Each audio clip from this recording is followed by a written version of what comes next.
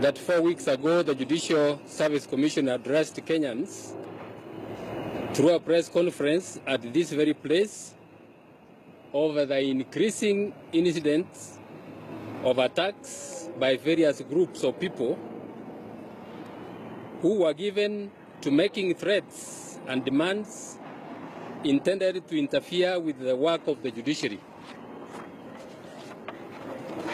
Since the Supreme Court delivered the judgment on the 2017 presidential election petition on 1st of September 2017, these attacks have become even more aggressive, culminating in lengthy and uninterrupted demonstrations right outside the Supreme Court building yesterday and today. Whereas we recognize and respect the rights of citizens to picket as provided in the Constitution, these demonstrations have bordered on violence and are clearly intended to intimidate the judiciary and the individual judges. Further, in a particularly unfortunate incident, yesterday in Kirinyaga County, Honorable Mother Karua was blocked by demonstrators from accessing the Kerugoya law courts for the hearing of her petition. This amounts to intimidation of petitioners and shall never be allowed to happen. It is notable and worrying that these attacks are occurring at a time when the judiciary is starting to hear the 339 petitions already filed in various courts.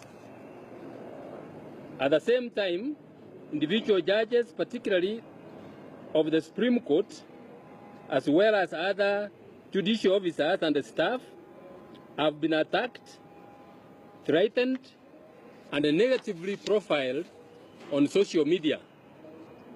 Senior political leaders have also threatened the judiciary, promising to cut it to size and teach us a lesson. These attacks are denigrating, demeaning, and degrading, and are meant to intimidate, threaten, and cow the institution and individual churches. Such acts are not only unlawful, but also savage in nature.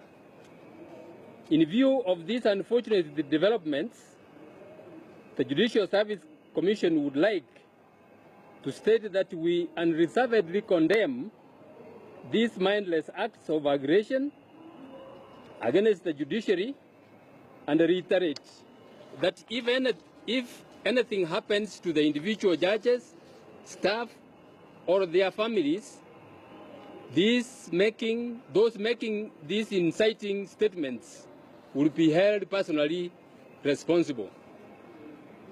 The Judicial Service Commission notes with dismay that the Inspector General of Police, who is expected to provide security to all government facilities, has repeatedly ignored calls to act, exposing judicial officers, property, and litigants to danger.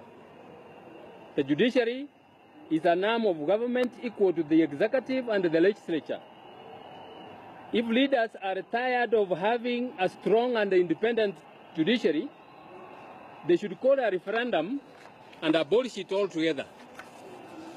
Before that happens, the judiciary will continue to discharge its mandate in accordance with the Constitution and the individual oaths of office.